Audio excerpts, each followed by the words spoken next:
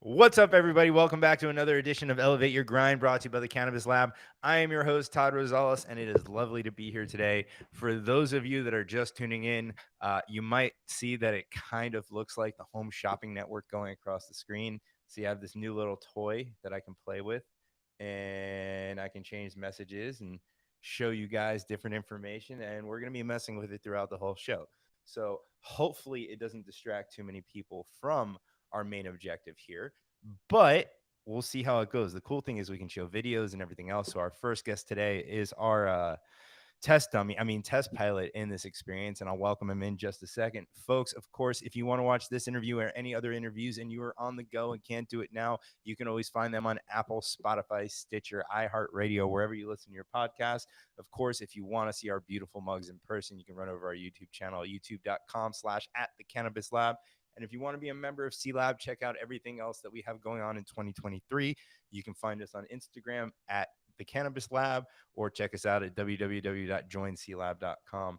I'm going to hide this scroll. It's a little distracting. Boom. All right. My guest today is the Chief Revenue Officer at a very, very awesome tech firm in the cannabis space. I just recently came across him, got to go through his LinkedIn feed and everything else. He's already put up with me as far as getting this new technology going. So that's a win in my book, but I'm really excited to talk to them about what they're doing, talk to him about his career. You know, he recently posted something about what's going on in the industry and people looking for a new path in their career, and something that had happened to him in the past. So I think these are all great topics that we can cover.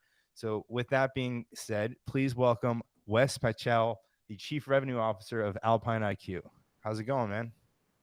Thank you. Yeah, thanks for having me. Happy to be here. Absolutely, Going dude. well. Thank you for joining me. So talk to me, man. I want to talk to you, and I hope to not start out on the wrong foot here, but talk to you about the post that you put on LinkedIn, you know, a couple weeks back. Like right now, it's no secret that a lot of companies in the ancillary space in cannabis, and then the brands themselves, are starting to shed, and it's just an unfortunate part of being part of a growing and nascent industry.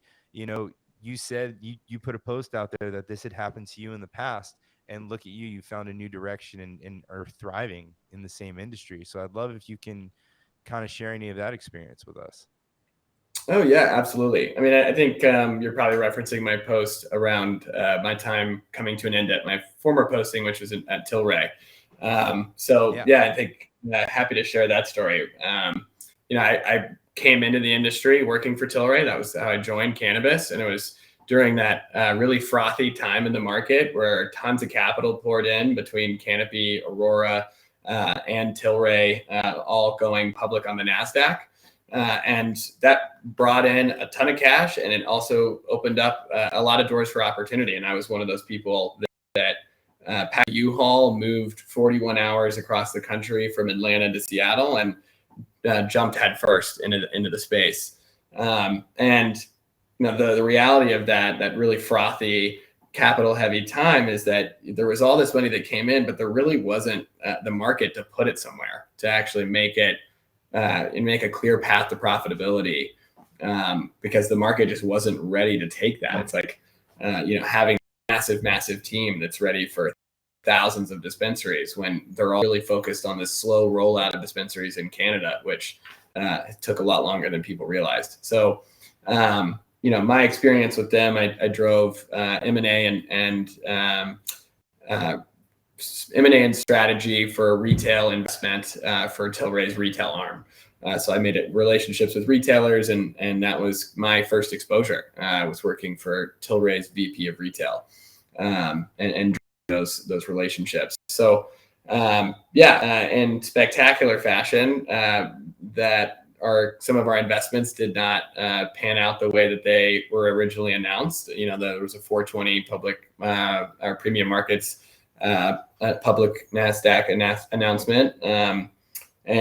Some of those deals just didn't happen. I think you're going to see a lot of that in the space over the coming years. There's a lot of deals that have been announced that may not necessarily close because people don't have the capital that they used to. That's essentially our story. And our team was reduced and eliminated. I think that there was a time period where they laid off, I think like 30% or something plus. It's been a while now. But yeah, I did not want to leave the space. I remember filling out applications at other technology companies outside of cannabis because I was trying to pay rent. I got with my brother who had designed software, in hopes for my team to eventually be operating a retail establishment full out. But that didn't happen. So he lost his beta customer and I lost my job and jumped right headfirst into Alpine. So, I do think what we're going to see over the next, year, if these companies out there don't have that path to profitability, you're going to see a lot of headcount reductions, and it's already started to happen. If you look in the past couple of weeks, you had Curaleaf, I think it was over 200 employees. Dutchy, obviously the founders departing. That's a huge change in the space. And you had Weed Maps doing a round of layoffs. So, over the past couple of weeks, the industry is already starting to show signs of companies trying to cut back on some of the decisions that were made during that super capital heavy time. No, it's really interesting to see from the outside in, and I appreciate you sharing your story because, I think a lot of people right now, like as you said, are going through something and they want to stay in the industry and they're not sure how, because the industry essentially got smaller and there are a lot of really good people that are fighting probably for the same positions, right? But look what came out of it. You and your brother coming together and forming something great. So talk to me about the genesis of Alpine IQ at the beginning. Was it your experience coming from, I don't want to call them failures because they definitely weren't failures, but two forks in the road to lead to, where you are now? Oh yeah, 100%. My job talking to retailers exposed me to the fact that data management was such a big issue in the space. So when Alpine IQ first began, and our software has grown exponentially in the last 3 years, but it was originally just to be kind of the segment.com of cannabis, to take in point of sale information, synchronize it, clean it, allow the retailer to really understand what the cannabis consumer wants and who they are and why they buy what they buy, so that then you can merchandise better, you can market to them better, you can educate them better on what plants,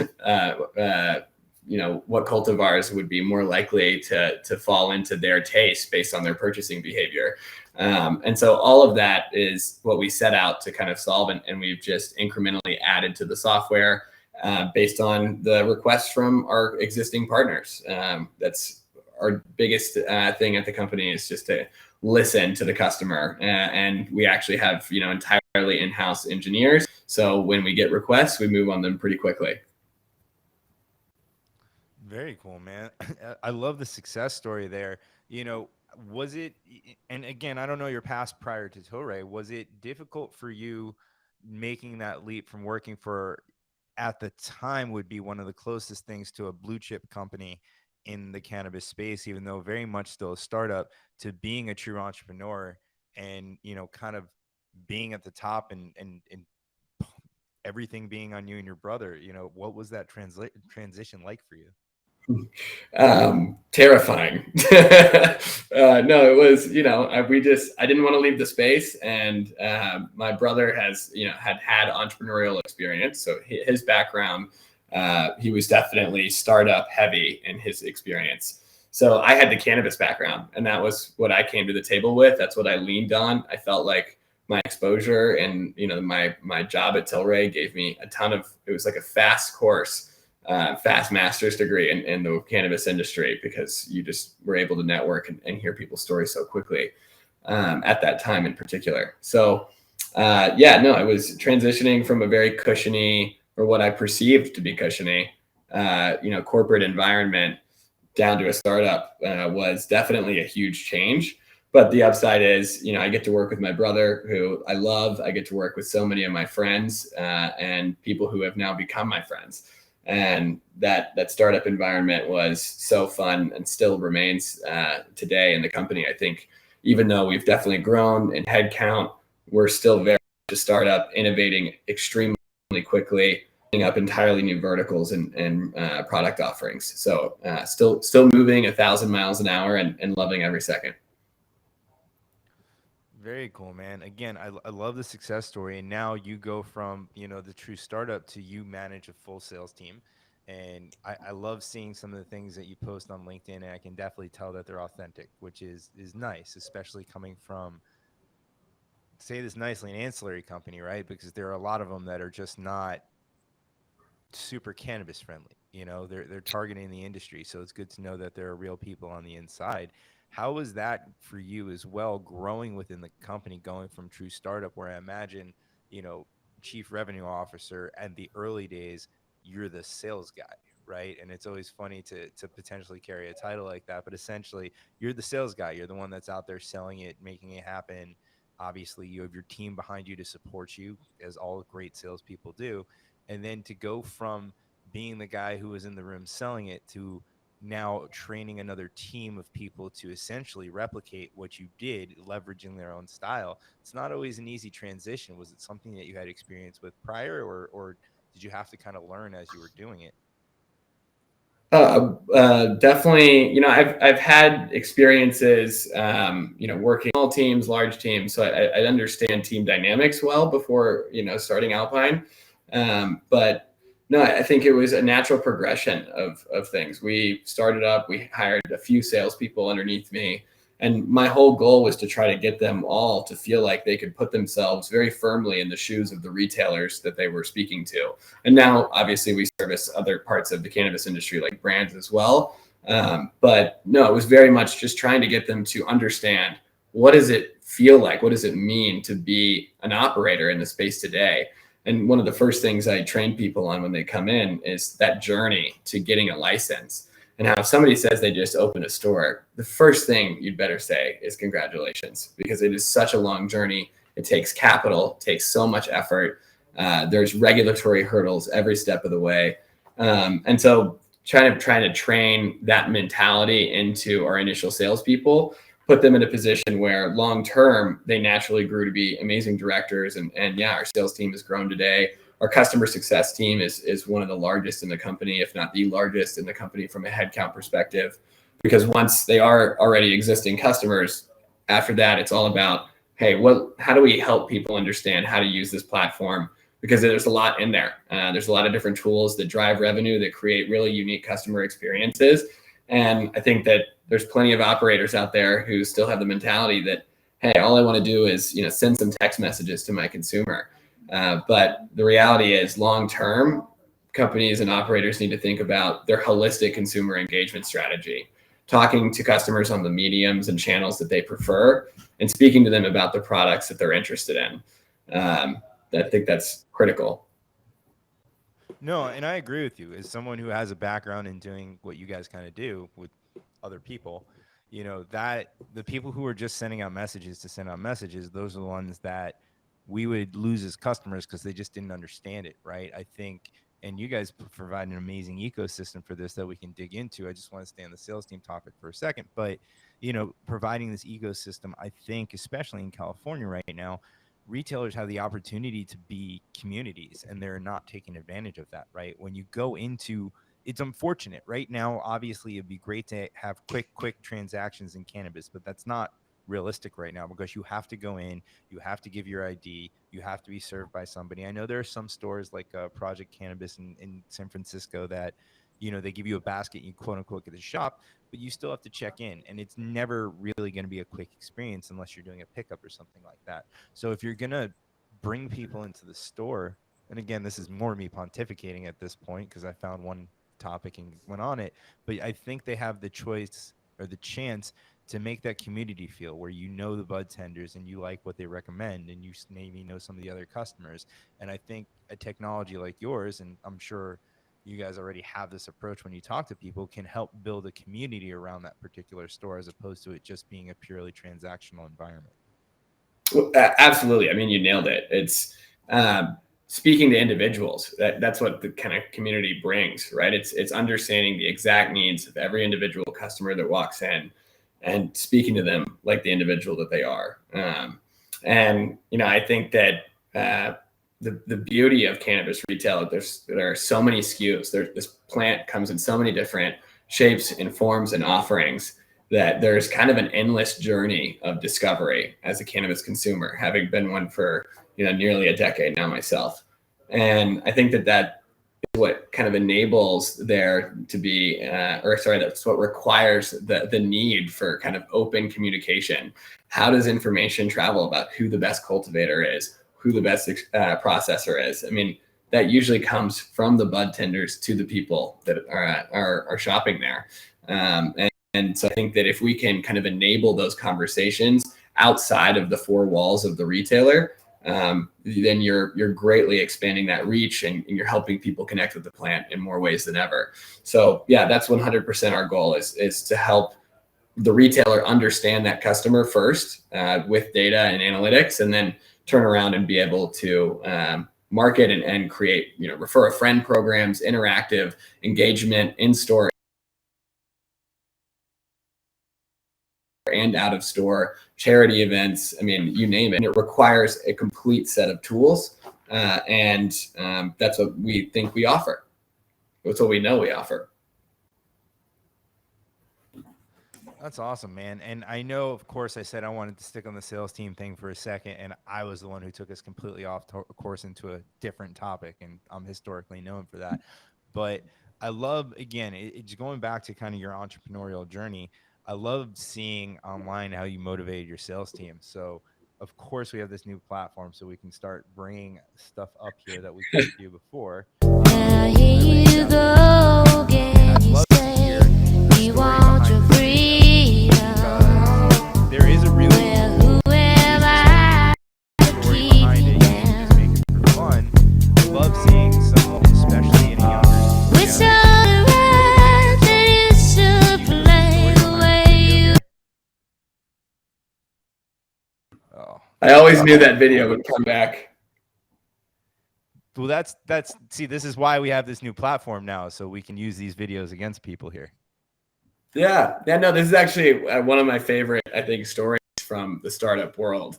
I still got you. Your video seems to be frozen, but I hear you. Let me just write this down on a timestamp for future. All right, I might have lost you there.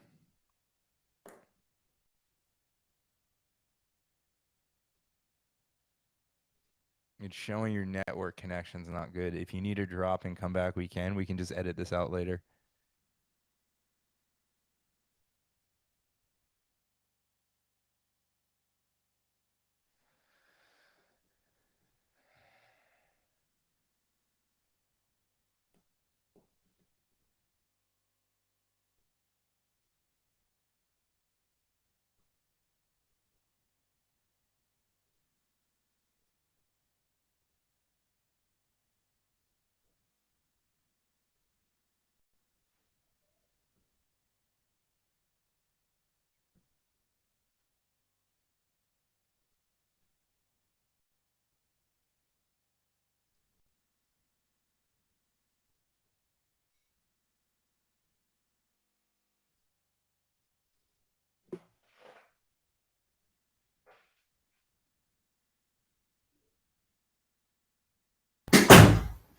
All right, I got you back. Are you We're back. Can I hear you?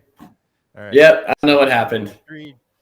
18, call it 19 minutes. Awesome. So before we lost you, we were talking about the infamous video that we just showed, which apparently broke the entire show. But you snowboarding down a mountain in a bear suit, drinking ocean spray. Talk to me about the work initiative that went into making this video happen. No, this is one of my favorite early Alpine stories. I think when you're a new technology, a warning to what you put on LinkedIn. Just saying. I guess so. No, I think it's Nick and I always try to be our true selves on LinkedIn and beyond. I think that we got into this space because we were passionate about it, and so keeping it honest and customer focused is very important to us. But that story in particular, when you're a new technology company, especially one that relies on integrations, integrations are a huge part of what we do. We help point of sales accomplish some of the things that maybe they even struggle with as far as syncing data between stores and regions. The idea was early, it was really difficult to get some of those integration partners to pay attention to us. And I think that's partially because there's probably a lot of companies out there that wasted their time, that weren't really a platform, but rather just a feature. And so we, coming to market, go and start closing deals that had, these clauses saying that, hey, we're not going to charge you a dime until we're integrated with your point of sale provider. The point of sale companies initially were a bit hesitant. I think this one in particular might have been about LeafLogix at the time, is now, I think, our one of our largest point of sale partners from a shared customer account perspective. And I told my sales team, just go start closing deals. Just find as many of their customers as possible and keep closing deals, and just ask the customer, hey, just please send an email. And ultimately, that's how we got introduced to the leadership team over there. That's how integration talks happened. My sales team crushed it. And so I made a promise that I would recreate the base video, and happened to be snowboard season. So I was up on Monarch Mountain, which is my home mountain. And I decided to recreate it and pull out the workaholic spare coat. Dude, that's awesome. I love those kind of stories, and even like the logic behind it. So going back to the business side of that, fun video, definitely motivational. I'm sure the team loved it when they saw that after the weekend, right? Because you fulfilled a promise that you said you would do. But when you have to have an integration and someone's not, quote unquote, taking you seriously. And again, I'm not saying that that's what they thought, but in this industry, you're right. There have been a lot of people who have come and gone, and maybe they've done it the right way. They haven't done it the right way. And a lot of them, unfortunately, were not cannabis people, right? So when somebody comes in, it's like kind of a no-brainer. Why won't they integrate with us? Why we're trying to help them. So to see someone who's like, okay, well, I'm going to show you what we can do, and then you're going to have to do business with us, and not in an arrogant way, but in a, if you don't believe me, I'm going to show you, and then you're going to believe me. So you go after the same customers that they have and say, okay, we're in X amount of stores. Can we integrate now? And then it's like, okay, you guys are who you said you were. And it creates a really, I think, stronger partnership at that point. But, again, like, how is that a way that you approached a lot of integrations if it didn't work? Because like you said, at the core of your business, the integrations is what helps that ecosystem be what it is. Yeah, I mean, the fortunate thing is for us having the engineering team we do, they make our lives so much easier and the rest of the business. Because the good news is, if companies create APIs, we can knock out an integration in 4 or 5 hours, and that gets the customer to be able to use pretty much every feature set and drive incredible revenue gains with their company. So the ability for us to do an integration is I think significantly faster than most other companies in the space. And I think that the attitude around API connectivity is something where, if you think into the future, API connectivity is key. It is essential. And as a business, I think you need to create APIs for every single important piece of data that you could possibly push back and forth between vendors, because at the end of the day, it's going to be an amalgamation of tools that ultimately create a full retail operation. And certainly we try to eliminate as many of those tools as possible and bring them into just a couple core key providers. But no, absolutely. I think that it's been, having that engineering team helps us with those conversations, because if somebody's created those APIs, we can knock it out very quickly. And if they don't, we actually have tons of documentation that actually walks them through how they can build into our APIs and send us, and have the relationship work the other way around. Or if they want to create APIs, we can go from there. But, I think today, obviously, we've grown in size quite a bit. We're, over 2,500 doors at this point. And growing extremely quickly, partnering with some amazing brands out there already in just, the first 6-8 months of launching our brand solution. Now there's more value. I think people can meet with us and see, hey, we have great customer retention, and we work really quickly to solve problems. And I like to think that our partners today would all kind of step up to the plate and agree with that. Very cool, man. I would love to talk a little bit further about your brands platform, and mainly because, I've been I've been part of a sales team targeting brands for something similar to this, as well as running a brand in California and Oregon. And I can tell you, there are a lot of challenges, right?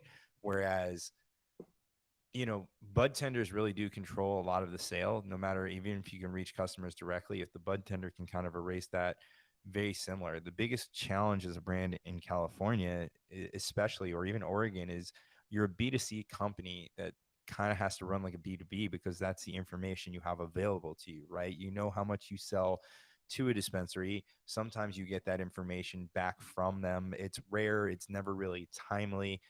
As far as sell through and what that looks like, even as far as promos, the only reason that they really get back to you for a lot of things is because you owe them X amount of dollars, X amount of promo units to refund that sale, right? Now, obviously, there are services that can provide that data that integrate into the POS and things like that. But I'm really curious to know how you're helping brands in that sense, because it is kind of a crapshoot, and there is a lot of theorizing and modeling and guessing that goes into a brand figuring out what their target demographic is. Now, obviously, they're trying to do that on their own too, but as far as direct sales to the store, like, it is very, very difficult. So I'm always curious to know what companies are making available to brands in order to help make those decisions better, because that, to me, is a very integral tool that is needed, very much so, in the brand ecosystem. Yeah, no. The whole idea for us creating a brands solution actually came from our retailers, because brands would go and say, hey, like, if we want to engage in a deeper partnership with you, we want to understand our sales data better, and we want you to send us reports. Well, it's pretty burdensome for not only the retailer to pull those reports and send them, depending on what point of sale or what data solutions they're using, it can be pretty difficult. And then they send it to the brand. Well, the brand might be in 500 to 3,000 different retailers. And that means that they could be using, dozens and dozens of point of sale companies and different e-commerce companies. And all this data is coming in different formats. So if you got, reports about your sales from every single one of those retailers, you have to manually put them together. It's just kind of a mess. And so from our retail conversations, we felt like we could lean in and help seamlessly share the important information between a retailer and a brand that is selling into their store. So allowing them to understand, who's buying what, not PII, but what type of customer is buying what type of product, and how do we better speak to those customers? Sorry, go ahead. No, I couldn't agree with you more. You hit the nail on the head. You were literally trying to manage thousands of individual retailers with no real centralized reporting system, and then you could try to put something together for them yourself through a Google sheet or anything else like that, and getting them to buy it. It's just adding more work to their plate. And they're like, candidly, like, listen, I'm going to buy a couple cases from you. When I sell them out, I'm going to buy some more cases for you. As much as I'd love to share this information with you, like, I just don't have the time or the resources to do so. So, like, I can't tell you how bad of a need this is in the industry. And I imagine that this is something that has been, pretty well received for you guys too. Yeah. And I mean, that's just one tiny piece of the platform. So, on top of that, you then want to make that data actionable. And what does that look like? Well, we think that there's kind of two ways that you can turn that data into action. One is direct to consumer engagement yourself as a brand. So, creating your own mailing list, even creating your own direct to consumer loyalty program via scannable products. All of that is possible with the new brand solution. So that's one aspect, but that takes time to build up, right? If you're going to build your own mailing list, if you've got, a link on your website, maybe in places like California or Michigan, you have direct to consumer e-commerce through companies like iHeartJane. And, from there you can gather records, but it's an accrual. It takes time to get people to opt in. And then once they're in, you have to give them content that is actually meaningful to them so they stay in. And so while we give all of those solutions and we're working the volume of customers in those programs, we also have a co-marketing aspect to the solution as well, where brands can actually create campaigns, whether that's a text message, an email, a native push notification through the almost, I think we're 200 plus native apps now launched. So brands can come in and target the marketing reach that the retailers have, the audiences that the retailers have been building for years. The benefit to the retailer is that one, a little bit of work comes off of their shoulder because the brands know their narrative the best, and they can come in and propose, hey, we've got 2 text messages and an email announcing our go-to-market campaign for a brand new product. Well, then the retailer says, hey, well, I know my customer and I know my branding in my store because they're the license holder. They're the ones on the front lines talking with customers every single day. So what we created was this collaborative marketing solution where the brand can publish a recipe, and the retailer can then and collaborate back and forth before launching. And obviously, retailers and brands can work together through our system to be able to figure out, hey, maybe the brand is paying for this entire campaign. Maybe they're paying for the next 5 campaigns, or maybe not at all. Maybe they just have a long-standing agreement, and the retailer knows, hey, this product drives a ton of revenue for me, and I want the best content, the best imagery, and the best narrative that I can to be able to connect this product to the customers that I obviously care about as my retailer. Very cool, man. Like I said, I know this is a real need in the industry. And, another question I want to ask you as far as, one of the things that you guys said, you have in-house developers and you're really good at adding features and listening to your customers. You know, as you progress the brand side of the platform, and if you have this already, I'm sorry. And if it's something you're working on that's confidential, again, I'm sorry. But integrating bud tender training or some kind of bud tender certification into the platform, because I do see, especially in California, they're very educated and the bud tenders really do want to help the customer out in many cases, but they're also influenced by VIP programs and, swag and being shown love, right? They are the ones on the front line. So education is key. I know that when I'd go into stores and kind of mystery shop, if someone didn't know about my product as a consumer, if they just said, oh, I know this or I've never tried it, if I'm a first time consumer and I've never tried it too, I don't know if I'm going to experiment on that, right? But if we made sure that they tried it, if they're educated on it, and there was some way that you can confirm that, that would be a huge thing for brands as well too. Like loyalty for customers is one thing, but I also think that there's a value in loyalty amongst bud tenders as well too, who also happen to be consumers. So again, I don't know if there's a focus for you guys on that, but I'd be interested to hear, your take and what you're seeing out in the retail world. Yeah, we've already, so you nailed it. We do have a ton of tools already in the system focused around bud tender education, and bud tender performance analysis is another piece there. So absolutely, like today, brands are able to build lists of people that they know are bud tenders or procurement officers, and they can communicate through our system with those key staff members. And I think we're going a lot further. So we do have a ton on the roadmap today, and focused around how we can connect retailers, brands, and bud tenders and employees of retail and brand operations. Because at the end of the day, those are the people on the front line. Their guidance to the customer is invaluable. It drives sales. There have been studies that show, hey, you can have a brand incentive out there, like a 25% off of a gummy or whatever it might be. And then you can also have bud tenders incentivized to product, and the bud tender the bud tender being incentivized will almost always outperform the discount as an appealing to the customer. So it shows that customers are swayed more by bud tender opinion than just a discount per se. And I think that's really powerful. I think it shows exactly what you're describing, which is a huge need to empower bud tenders to be able to connect with brands, connect with their own retailer that they work for, and be able to perform and I think have benchmarking and long-term see their role as something that there's no glass ceiling on, that they can continue to grow and refine. Very cool, man. I love all these tools, and I imagine brands are excited to actually finally have them at their disposal, because I know those were a lot of challenges for us as a startup company in California and Oregon.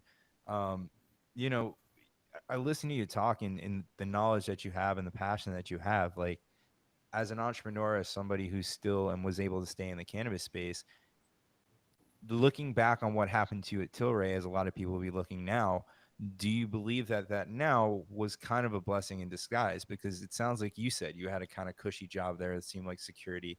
I'm sure you never really had to stay at a Holiday Inn ever because you were on budget when you worked at Tilray. Like, obviously it sucked going through it. And that's what I noticed in a lot of success stories, right? We hear these success stories after the fact on podcasts that are bigger than this. And we always romanticize it. But I imagine as everybody goes through it, it's not the most fun time. And it's only years later when you've figured out what's next and look back that you can romanticize it and say, like, damn, that sucked, but I wouldn't be here if that didn't happen. I'd love to kind of hear your take on it. Yeah, no, I mean, you're absolutely right. And I like to say no hard feelings, because I do think back very fondly to the time I had with my team there. I've said this on a past podcast. Charlie Kane was an incredible part of that experience. He was an amazing VP of retail and imbued me with so much knowledge.